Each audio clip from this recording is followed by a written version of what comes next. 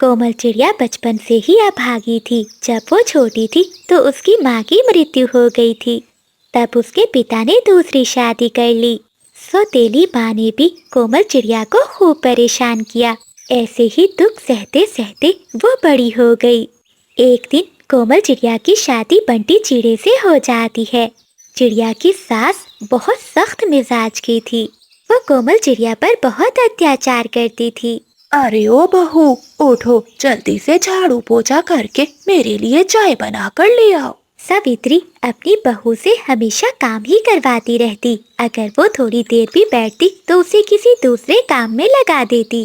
बहू, तुम्हारे साथ जिन जिन पक्षियों की शादी हुई है, अब तक तो उनके बेटे हो चुके हैं।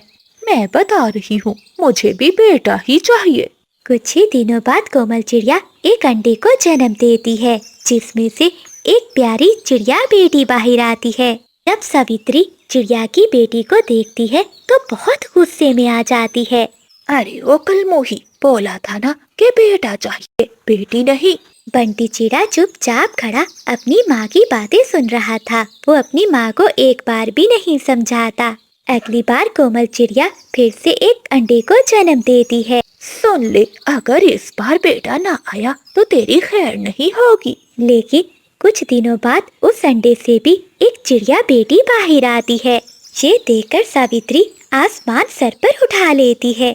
ऐ ऊपर वाले, लगता है मुझे पोते का मुंह देखने को नहीं मिलेगा। ये बहू तो बहुत मनहूस है। तू ऐसा कर मेरे बेटे, तू दूसरी शादी कर ले। माँ, इसमें कोमल की कोई गलती नहीं है। एक बार फिर से इंतजार करके देख लेते हैं। अब की बार तू जैसा कहेगी मैं वैसा ही करूँगा।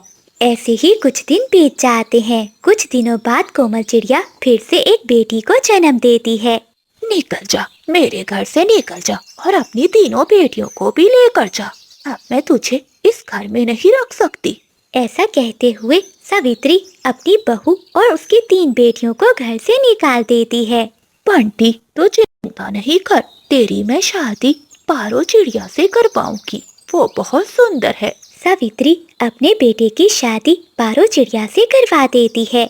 बेचारी कोमल चिड़िया अब कहाँ जाती। वो अपनी 3 बेटियों को लेकर सामने वाले पेड़ पर एक तिनकों का घर बनाकर रहने लगती है। कोमल चिड़िया अब जंगल के पक्षियों के घरों में झाड़ू पोछा करने लगी थी। इसी तरह वो अपनी बेटियों का पेट पालती थी। कोमल चिड़िया के सामने ही बंटी चिड़ा अपनी दूसरी पत्नी के साथ रहता था। सावित्री अपनी दूसरी बहू का बहुत ख्याल रखती थी। ऐसे ही कुछ महीने बीत जाते हैं। कुछ महीनों बाद पारो चिड़िया के अंडे से एक बेटा पक्षी बाहर आता है। ये देखकर सावित्री तो बहुत खुश होती है। वो घर के बाहर जाती है और कोमल चिड़िया को सुनवाने लगती है। बहू हो तो ऐसी, बहुत भाग्यशाली बहू है मेरी। जरा देखो तो, आते ही पहले बेटे को जन्म दिया है, और ये दूसरी कमबख्त बहू है कि घर से निकाल भी दिया फिर भी पीछा नहीं छोड़ती। अपनी काली छाया सुबह शाम हम पर डालती रहती है।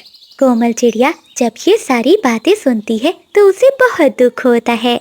कोमल चिड़िया दिन रात पक्षियों के यहाँ काम करती थी, मगर उसे इतने पैसे नहीं मिलते थे जिससे उनका परिवार पेट भरकर भोजन खा सके।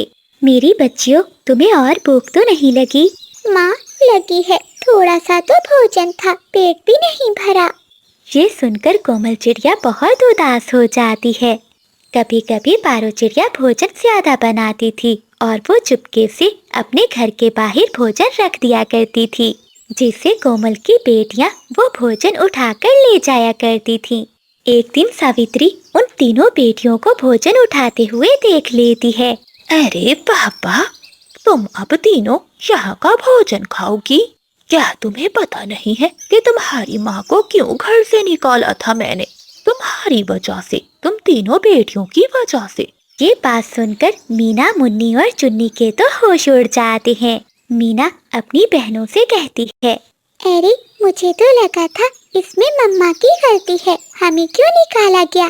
तो मुझे विश्वास ही नहीं हो रहा है कि हमारी वजह से मम्मा को निकाला गया है।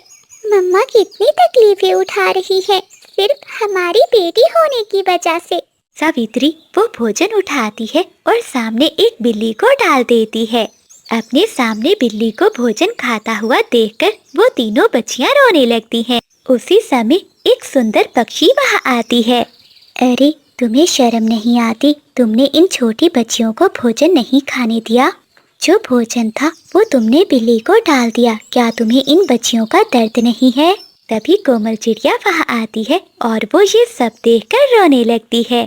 तभी वो सुंदर पक्षी एक परी के रूप में बदल जाती है। परी सावित्री से कहती है, अभी तुरंत तुम कोमल चिड़िया के रूप में बन जाओ। अब तुम कोमल चिड़िया बनकर रहोगी। तभी एक जादू से सावित्री कोमल चिड़िया में बदल जाती है। फिर परी कोमल चिड़िया से कहती है, आज से तुम सावित्री के रूप में रहोगी।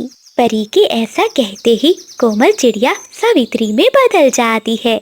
कोमल चिड़िया सावित्री के रूप में उसके घर चली जाती है और सावित्री कोमल चिड़िया के रूप में जंगल के पक्षियों के घरों में काम करने चली जाती है। सावित्री ने कभी काम तो नहीं किया था, वो तो आराम से पड़े पड़े अपने घोंसले में ही भोजन खाती थी।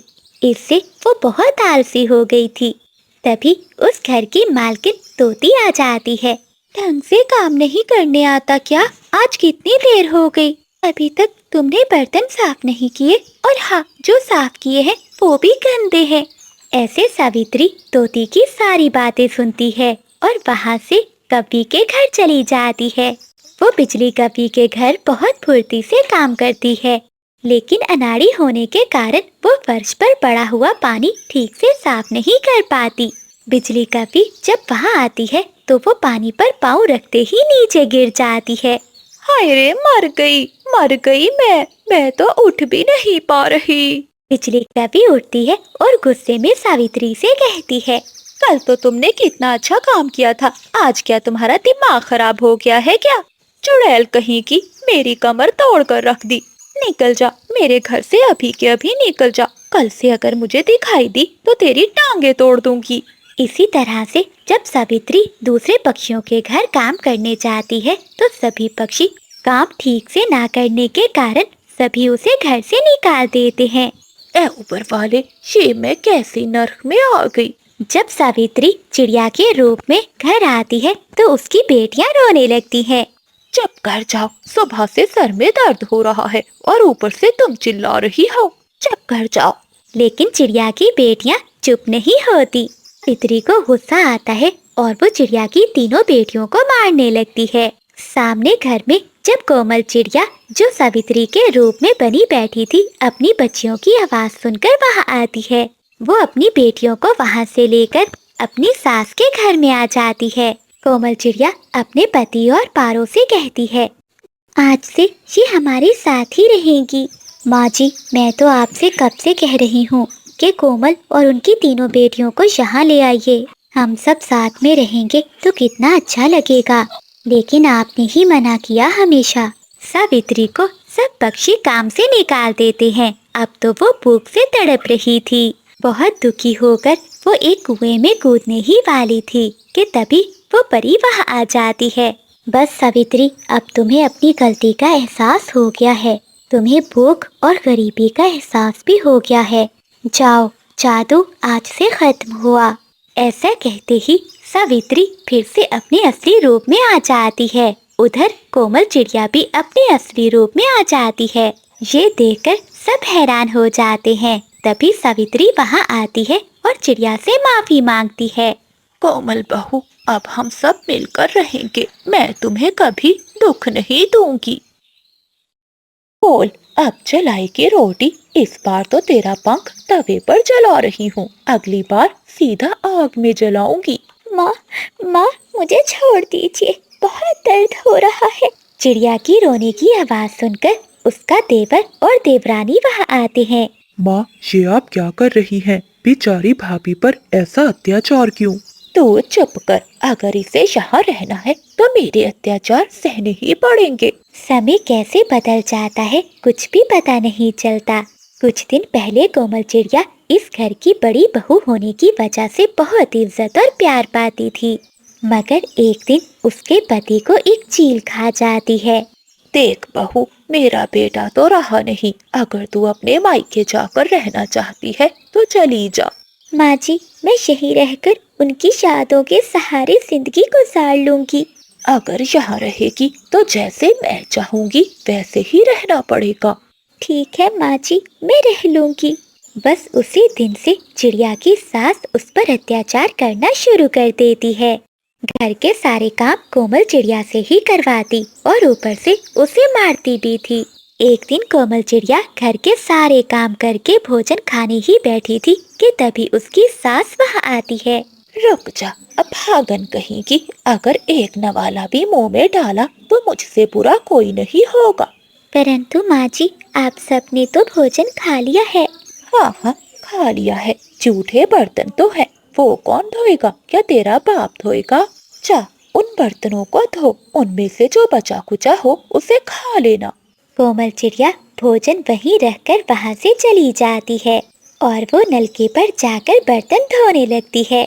न जाने मेरी सासू माँ मुझसे कौन सा बदला ले रही है। मेरा जीवन तो नर्क बन गया है। एक दिन कोमल चिड़िया के पास उसके देवर का छोटा बच्चा आता है और वो उसे लिपट जाता है। बेचारी चिड़िया की अपनी संतान तो नहीं थी, इसलिए वो अपनी सारी ममता उस बच्चे पर निछावर कर देती है। बेटा, आप तो अपनी ताई से प्यार करते हैं ना? कोमल ने इतना कहा ही था कि तभी उसकी सास और देवरानी आ जाती हैं। देख लिया माँ जी, ये विधवा किस तरह से मेरे बेटे पर पूरी नजर डाल रही है। कहीं जेठ जी की तरह मेरे बेटे को भी कुछ हो गया तो? पारो की ये बात सुनकर चिड़िया की सास भड़क उठती है। अब भागन कहेगी, तूने मेरे बेटे को तो छीन लिया, क्या तू अब मुझसे मेरे पोते को भी छीनना चाहती है? इस पर अपना पूरा साया मत डाल। माँ जी, ये आप क्या कह रही हैं? मैं उनसे भी प्यार करती थी और आप सबसे भी करती हूँ, फिर मेरा साया बुरा कैसे हो